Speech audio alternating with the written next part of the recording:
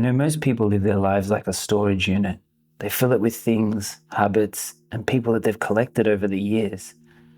But there's no clear theme or intention. It gets cluttered, it's overwhelming, and it says nothing about who you actually are.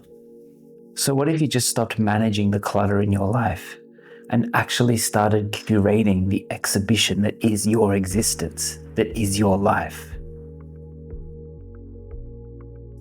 I don't think we often stop to consider just how powerful an impact proper curation can have on our lives.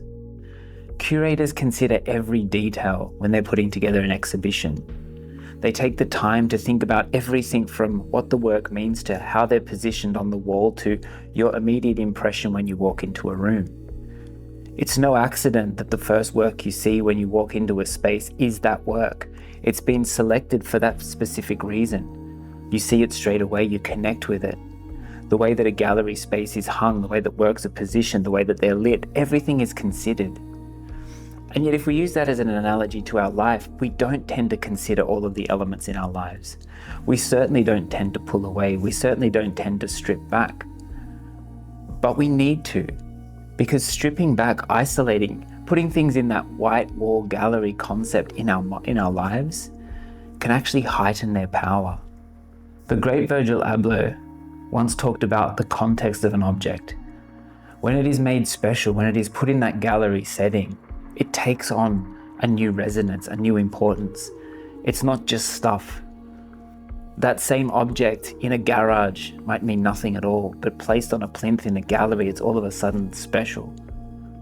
And that's what we need to do for our life.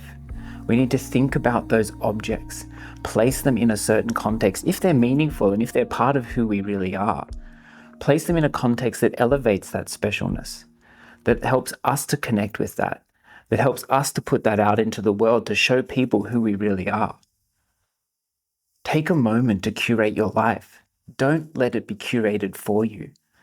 Don't think you have to put everything on display. Don't think you have to do everything. And I'm going to take you through 3 steps now. And these are 3 steps that we use in the gallery, and I've adjusted them a little bit in terms of how to use them in your life redesign. But these are 3 steps that can help you to curate your life a little bit better, to take those first steps towards creating the picture of the exhibition of your life. The first thing we want to look at is the artist statement, the exhibition essay. It's that piece of information, that piece of text that a curator sits down and writes at the beginning to curate an exhibition that explains the why. From this text, the curator is then able to decide which works to include in the exhibition because they'll be able to see which works best support what they're trying to achieve. In your life, you need to think about who you are, who do you want to be, and what do you want to convey to the world? What is your why? So take a moment to journal this, write it down, and remember, it doesn't have to be your whole life. You don't have to sit down and try and write out the reason for your whole life from now to the end. Just think about the next step, the next chapter. Who do you want to be in that next chapter? Who do you want to take steps towards being? What is your why right now? Remember, if you're following the compass and not the map, things can change, and that's great. But right now, what's your next step? Where are you going, and what is that why? Because once you've decided that, once you've locked onto what that is for this next step, you can see which works in your life, which things in your life you can cast aside, you can not include in that exhibition of your life. You might put them in storage, you might save them for another day, you might discard them entirely. But it allows you to focus on what matters now and what's going to support you in this next step, in this next chapter, in conveying the message of who you want to be today. The second step is to consider the inputs. What are the inputs into your life that can affect your control over your own life?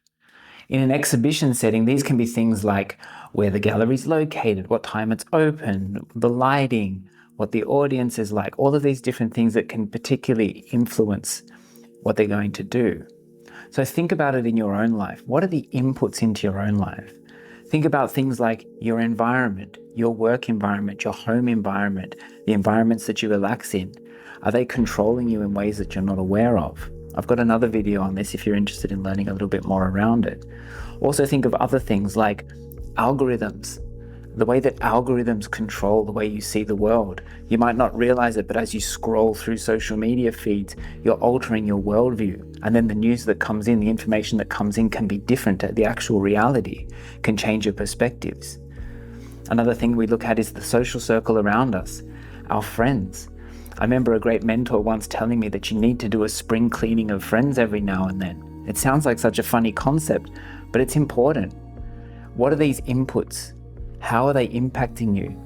How are they taking away from the exhibition that you're trying to curate? Because if they're affecting it negatively, you need to cast them aside, because you don't want to give over control of your exhibition to these external inputs. You need to focus on what matters to you. The third thing I want you to consider is the output. What are you putting out into the world?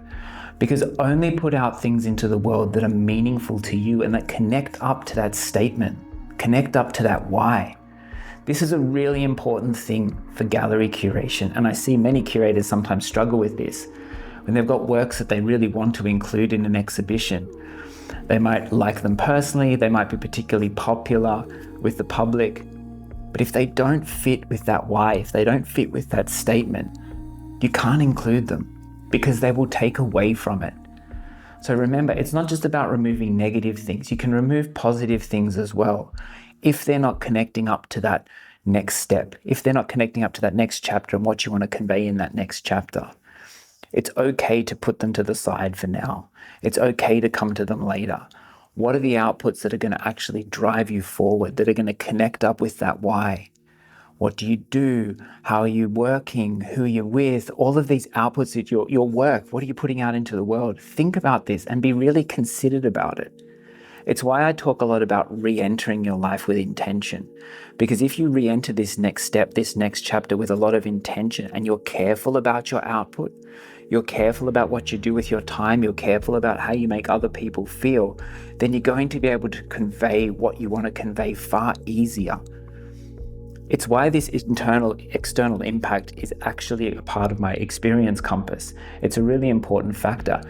How do your actions, your outputs impact other people? How do you convey to them who you are?